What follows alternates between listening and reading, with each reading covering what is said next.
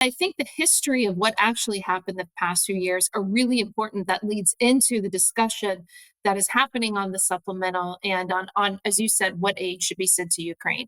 So first of all, it's important to remember that the first president to send lethal aid to the Ukrainians was Trump. It wasn't Obama. In fact, Russia invaded under Bush, under Obama, and under Biden, not under Trump. So we were taking a number of measures, including heavily sanctioning the Nord Stream 2 pipeline. Trump, as you know, you were with him, had been warning about that for years, had been warning the Russians in Europe that it was not smart for them to be dependent on Russian oil and gas, or dependent on them for their energy needs, if they also thought that that the Russians were an existential threat to the continent.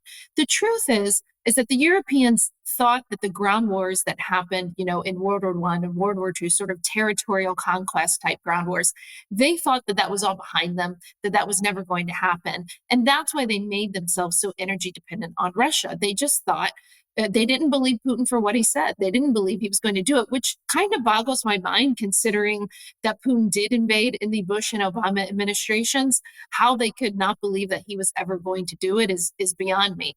In the Trump administration, Mike Pompeo, my boss, President Trump, your and my boss, really, we had this theory of let's believe people, let's believe these dictators and despots. When they say they're going to do something, let's believe them. Too often in elite circles in America and in Europe, people are confounded because they think, well, why would Putin or Xi Jinping do X? Because then they won't be accepted at our cocktail parties. And, that's like the spoiler alert. They don't actually care about being accepted at European cocktail parties. Trump said, you know what? We believe Putin for what he says. We believe in the threat. We see that he's invaded. We take it seriously. This is why we're going to sanction the Nord Stream 2 pipeline. This is why we are going to give lethal aid to the Ukrainians before Putin invades.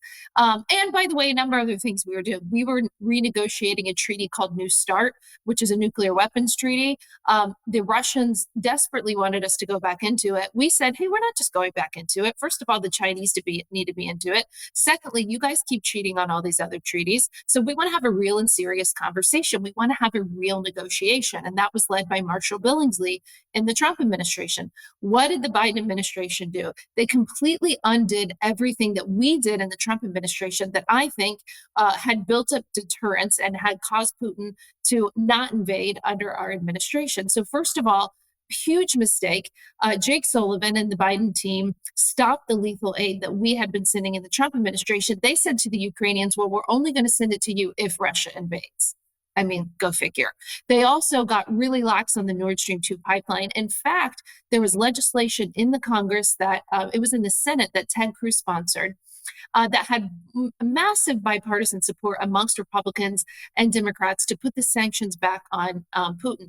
Did you know one of the first times as president that Biden went down to the Senate to lobby for anything was to lobby Democratic senators so that they would not vote for these Nord Stream 2 sanctions. People forget that. A huge indictment on President Biden and his team. He personally got involved to make sure that Democrat senators did not support Nord Stream 2 sanctions. You also had so you have them saying, you know what, we're going to stop the lethal aid Trump was doing. We're going to send you lethal aid if Russia invades.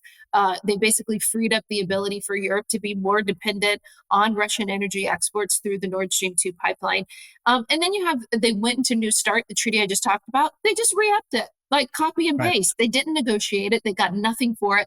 So it matters. Biden also said oh, well, maybe if it's a minor invasion, minor incursion. Fundamentally, the Biden team never believed that Putin was going to actually invade. They thought that they could deter him through some of the intelligence that they brought into the public, which was smart. But when you don't believe despots and dictators, then you often end up surprised. So why is that important to frame the discussion of the supplemental? It's important to me, Sean, because I refuse to be blamed for the failures of the Biden administration.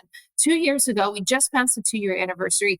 Putin invaded Ukraine because he was given every signal from Biden and from our European friends and allies, especially Germany and France. He was given every signal that he could get away with invading, and he did.